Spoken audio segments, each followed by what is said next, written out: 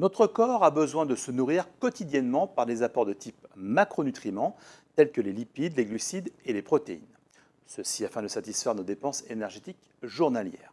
En effet, malgré des réserves importantes en lipides et de moindre importance en glucides, notre corps a besoin de substrats énergétiques pour fonctionner correctement. C'est comme essayer de rouler avec un véhicule hybride mi-essence, mi-électrique. Le fait de rouler dans un premier temps avec de l'essence va permettre de charger ou de recharger les batteries électriques. Cependant, une fois que le plein d'essence est à sec, le véhicule ne peut se déplacer que sur ses réserves électriques sans possibilité d'être rechargé. Certes, le véhicule roule, mais avec des performances moindres et une autonomie plus faible. Tôt ou tard, celui-ci sera contraint de s'arrêter. Pour notre organisme, c'est un peu la même chose, à une petite différence près. Nos besoins journaliers ne sont pas simplement énergétiques ou basés sur les macronutriments. En effet, pour fonctionner de façon optimale, nos besoins en micronutriments doivent être idéalement couverts. Notre alimentation générale est en mesure de nous apporter aussi bien des glucides que des lipides, mais celle-ci peut nous apporter aussi des sels minéraux, des oligoéléments ou bien encore des vitamines. Mais devons-nous nous compliquer l'existence autour de notre alimentation, surtout dans notre système actuel? Eh bien oui, tout simplement parce que notre corps en a besoin, aussi bien pour fournir de l'énergie, ce qui est le cas des macronutriments, mais surtout pour permettre le métabolisme ou la dégradation, pour optimiser la synthèse ou la transformation, ou bien encore pour assurer le transport de ces différentes substances ou produits, tout en sachant que la liste est non exhaustive. Mais comment cela fonctionne? Parce que pour le moment, cela reste flou, me direz-vous. Notre apport quotidien alimentaire équilibré en vitamines, minéraux et oligoéléments va avoir deux grandes fonctions principales que nous pourrions qualifier de presque communes. Ces deux fonctions s'articulent autour des enzymes et des antioxydants. Et oui, rien que ça. Notre alimentation animale et végétale quotidienne doit être en mesure de couvrir nos besoins en micronutriments. En effet, la plupart de ces micronutriments ne sont pas stockables, ne sont pas synthétisables en quantité suffisante par notre organisme, c'est-à-dire que notre corps via nos organes ne sont pas en mesure de les fabriquer à partir d'autres substances. Dans ce cas, il est préférable d'en apporter. Pour schématiser notre organisme et son fonctionnement, nous allons imaginer notre corps comme si celui-ci était un pays ou bien une planète. Un continent est composé d'une multitude de pays, eux-mêmes constitués de villes, de métropoles et bien d'autres encore. Sur le principe qu'un corps humain est l'assemblage de milliards de cellules, les villes seront assimilées à nos cellules. Bien sûr, il existe différents types de cellules, tout comme il existe différentes tailles de villes, noms de villes, etc., etc. Chaque ville est elle-même composée d'un certain nombre de structures, telles que la mairie, l'église, le marché, le commissariat, la caserne de pompiers, les infrastructures sportives, par exemple, bref, un peu comme une cellule. En effet, cette dernière est composée de nombreux éléments ayant tous des fonctions précises. Par exemple, le noyau de la cellule peut correspondre à la mairie, là où toutes les décisions sont prises. La mitochondrie peut être assimilée à une centrale électrique. L'appareil de Golgi, quant à lui, peut correspondre à une usine ou bien encore la membrane plasmique peut être assimilée à un rempart. Bien sûr, il y en a d'autres, mais la représentation est là.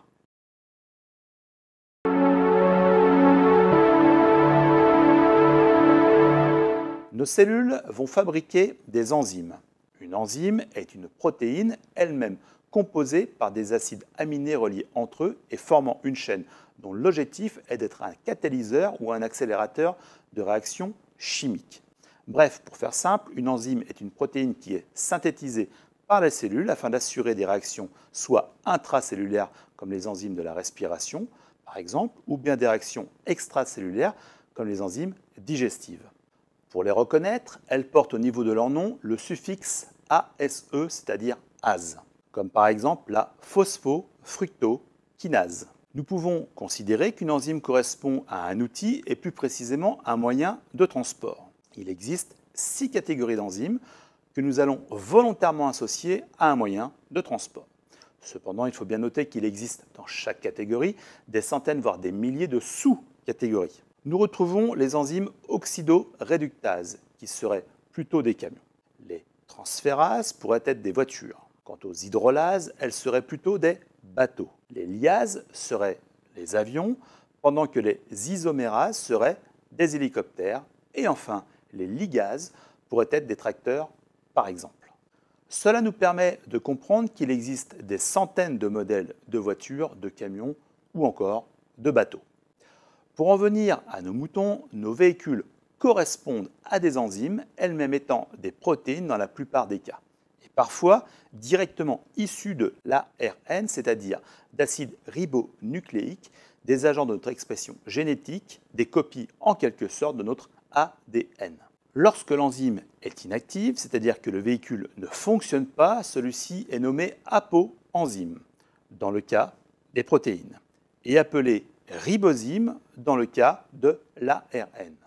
Nous sommes bien d'accord pour dire que c'est toujours le type de véhicule qui détermine ce qu'il va transporter. Pour faire fonctionner chaque catégorie de véhicule, il faut, suivant les cas de figure, un voire plusieurs pilotes spécialisés dans l'utilisation de ce type de véhicule. Il existe plusieurs possibilités pour rendre actifs ces véhicules, ayant toutes pour principe de base de parvenir à former un holoenzyme. Le pilote, lui, se nomme coenzyme ou cofacteur. En général, il est spécialisé sur une seule catégorie de véhicules, les avions, les voitures, les bateaux, etc. etc. Cependant, s'il est pilote d'avion, il peut piloter tous les types d'avions, donc activer toutes les enzymes d'une même catégorie. Grâce à notre alimentation, ce sont en partie les vitamines et les oligoéléments qui vont jouer ce rôle de pilote spécialisé. Elles ont le choix soit d'être attirées en permanence à un même véhicule, dans ce cas nous disons qu'elle est fortement liée à l'enzyme. Sinon, elles peuvent rester indépendantes et changer de modèle de véhicule, mais pas de catégorie. Dans ce cas, nous disons qu'elle est faiblement liée à l'enzyme. En ce qui concerne les cofacteurs, elles sont issues de molécules inorganiques telles que les oligoéléments et les ions métalliques. Dans tous les cas, que les pilotes soient des coenzymes ou des cofacteurs, ils vont permettre, en intégrant le véhicule ou en rejoignant l'apoenzyme, de former un holoenzyme et de fait rendre l'enzyme active. Nous allons voir ensemble deux des trois possibilités pour activer une enzyme. Dans certains cas, une enzyme peut s'auto-activer car elle possède déjà le véhicule et le pilote. Nous pouvons assimiler cela à un robot, mais ce n'est pas le cas ou la majeure partie des cas. Donc, pour résumer, nous avons trois possibilités pour rendre active une enzyme, soit par l'apport de vitamines, soit par l'apport d'oligo-éléments et ou d'ions métalliques, soit par synthèse intracellulaire. Cependant, le rôle fondamental des coenzymes ou des cofacteurs est bien d'accélérer une réaction chimique. Nous disons dans ce cas que ce sont des catalyseurs. Il faut bien comprendre que sans ces éléments, notre organisme n'est pas en mesure de pouvoir dégrader, donc de métaboliser la plupart des substances apportées à notre corps. Prenez par exemple un morceau de sucre, placez-le sur une table et attendez de voir en combien de temps celui-ci va se dégrader en sucre, disons en poudre dans un premier temps, puis sous d'autres formes. Je vous préviens, vous serez décédé avant que le sucre n'ait changé de forme. L'action des enzymes va permettre de transformer le morceau de sucre sous une autre forme assimilable, utilisable par notre organisme en un rien de temps. Donc si vous avez des carences en vitamines, par exemple, les actions et réactions ne se feront que partiellement, voire pas du tout, ceci pouvant entraîner des conséquences irréversibles sur votre santé.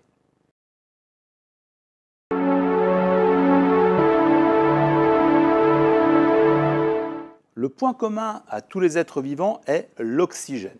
En effet, pour vivre, notre organisme consomme du dioxygène, c'est-à-dire des molécules d'oxygène sans couleur ou odeur et qui sont indispensables à la vie cellulaire.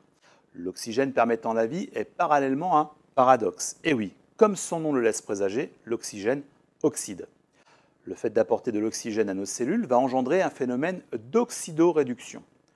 Bon, pour mieux comprendre tout cela, faisons un état des lieux. Pour commencer, notre organisme est composé de molécules correspondant en l'assemblage d'au moins deux atomes identiques ou non, ce qui en fait une structure de base de la matière. Bref, imaginez un puzzle avec différentes pièces qui peuvent et vont s'assembler, donnant à la fin un ensemble cohérent. Eh bien, une molécule, c'est ça, avec différentes options d'assemblage, différentes options de pièces, etc., etc. Ces différentes pièces se nomment par exemple des atomes, des protons, des neutrons ou bien encore des électrons. Une molécule est composée de minimum 2 atomes. Les atomes possèdent chacun un noyau composé de protons et de neutrons. Les protons sont positifs puisque leur charge électrique est positive, alors que les neutrons sont, comme leur nom l'indique, neutres. Ensuite, autour de ces atomes gravitent des électrons. Ceux-ci sont dits négatifs puisque leur charge électrique est négative. Pour s'intégrer correctement dans notre organisme et jouer leur rôle, ces électrons doivent toujours fonctionner par couple. Cependant, ce n'est pas toujours le cas, et comme dans notre société actuelle, un individu est à la recherche de son binôme pour former un couple. Dans certains cas, ils trouvent leur moitié célibataire. Parfois, ils prennent la moitié d'un autre couple, rendant de fait l'autre partie célibataire, elle-même se mettant à la recherche d'une nouvelle moitié. Un électron célibataire se nomme un radical et comme celui-ci est seul, il est considéré comme libre et se balade partout afin de trouver sa moitié. Plusieurs électrons célibataires forment donc des radicaux libres. Les molécules engendrant des radicaux libres sont naturellement constituées par notre organisme et plus précisément par nos cellules, vous savez, nos villes. Ils sont la conséquence de la consommation par nos cellules de dioxygène engendrant une phase d'oxydation. Cette oxydation va produire des molécules de radicaux libres. La complication avec ces radicaux libres, c'est qu'ils s'en prennent aux lipides insaturés qui composent la membrane de la cellule, vous savez, les remparts. Le problème étant que si la cellule perd ses remparts, donc de fait ses défenses, elle n'est plus en mesure de faire face à ses agresseurs et par conséquent, elle meurt. Le second problème avec les radicaux libres étant qu'en tant que célibataires, ils détruisent d'autres couples d'électrons et les rendent de fait célibataires et par conséquent radicaux libres eux-mêmes. Bref, une histoire sans fin. Bon, l'avantage est que lorsqu'un électron trouve sa moitié, celui-ci devient inoffensif et comme il est non rattaché à un système, bref, n'a pas de fonction, celui-ci va être détruit naturellement par l'organisme. Mais parmi ces informations déprimantes, il y a quand même des solutions et de bonnes nouvelles. Notre alimentation. Les vitamines, les minéraux et autres oligoéléments sont là, pour certains en tout cas, pour apporter des antiradicaux libres ou plus précisément des antioxydants. Ouf. Certains très connus comme la provitamine A, d'autres un peu moins connus comme la vitamine E, vont, grâce à leur teneur en vitamines, apporter le binôme manquant aux célibataires et de fait permettre la reconstruction de couples. L'avantage, c'est que ces antioxydants, une fois qu'ils ont distribué leurs électrons manquants, ne deviennent pas à leur tour des radicaux libres. Parallèlement, nos cellules produisent aussi des enzymes dont la fonction est antioxydante. C'est même la première ligne de défense de nos cellules. Tout ceci est bien contradictoire. Pour vivre, nous avons besoin d'oxygène, qui va engendrer une oxydation et des radicaux libres, principalement par nos cellules qui elles-mêmes vont fabriquer des enzymes pour les contrer. Une logique implacable. Pour revenir à notre histoire, notre organisme produit des radicaux libres. Dans ce cas, nous disons qu'ils sont de type endogène. Dans certains cas, à cause d'un dysfonctionnement métabolique ou d'une inflammation, par exemple, des radicaux libres peuvent être aussi libérés par des processus internes. Mais ces radicaux libres peuvent être aussi produits par l'extérieur. Dans ce cas, nous disons qu'ils sont exogènes. Les oxydants exogènes sont produits par la pollution, le tabagisme, le soleil, la consommation d'alcool ou bien par la pratique d'activités physiques intenses. Dans le cas où le ratio est déséquilibré en faveur des radicaux libres au regard des antioxydants, nous parlons de stress oxydatif. Ce cas de figure n'est pas très réjouissant. En effet, ce stress oxydatif est souvent associé au vieillissement cellulaire ainsi qu'à un grand nombre de maladies telles que le cancer, par exemple.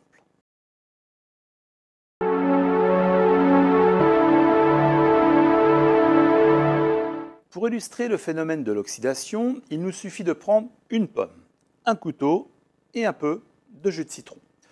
Nous coupons la pomme en deux et nous laissons une des moitiés à l'air libre quelques instants. Nous pouvons constater que celle-ci va changer légèrement de couleur, bref, elle s'oxyde. Maintenant, prenons le jus de citron, riche en antioxydants, et versons-y sur l'autre moitié de la pomme le jus de citron. Nous pouvons observer que celle-ci reste de la même couleur. En effet, le jus de citron riche en vitamine C va apporter les antioxydants, empêchant la production de radicaux libres. Pour notre organisme, c'est la même chose.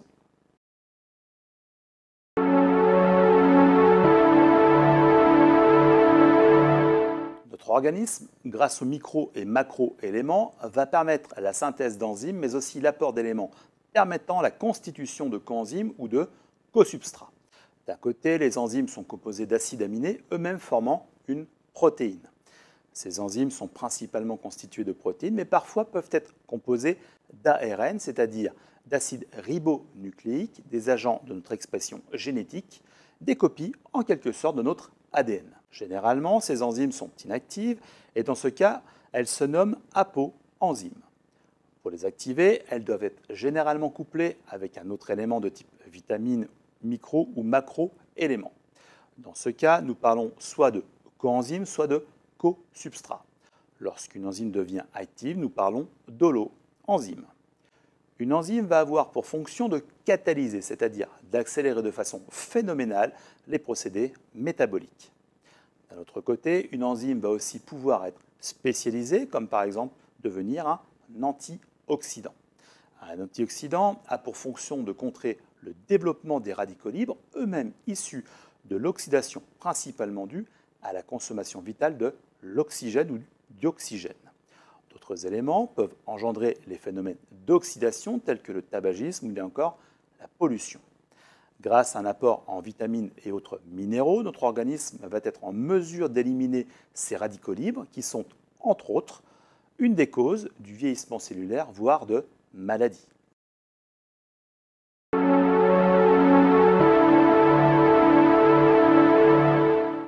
Tout comme l'ensemble des vitamines que nous pouvons trouver et consommer dans la nature ainsi que dans notre alimentation, celles-ci vont avoir plusieurs rôles dont certains peuvent être communs. Une de ces actions principales et communes correspond à la production de coenzymes permettant par sa combinaison avec un apoenzyme de rendre active une enzyme. Ces enzymes, une fois activées, vont permettre d'accélérer de façon phénoménale la catalyse. Nous disons dans ce cas que les enzymes sont des catalyseurs. Ces enzymes, aux actions diverses et variées, vont permettre entre autres de jouer un rôle non négligeable dans la protection de nos cellules et de notre organisme, l'antioxydation cellulaire par la régulation des radicaux libres. Nous avons tous entendu parler des termes enzymes ou bien encore antioxydants. Il en va de même qu'une alimentation équilibrée et surtout santé plébiscite les vertus des vitamines et autres minéraux. Il ne suffit pas de consommer des vitamines ou bien de parler d'enzymes ou d'antioxydants pour que notre organisme fonctionne correctement. En effet, comprendre ce que sont ces différents éléments et surtout apprendre à les consommer et de fait les contextualiser est sûrement plus pertinent. Nous arrivons au terme de cette vidéo consacrée aux explications physiologiques des enzymes et des antioxydants. J'espère que cette formation aura répondu à vos attentes.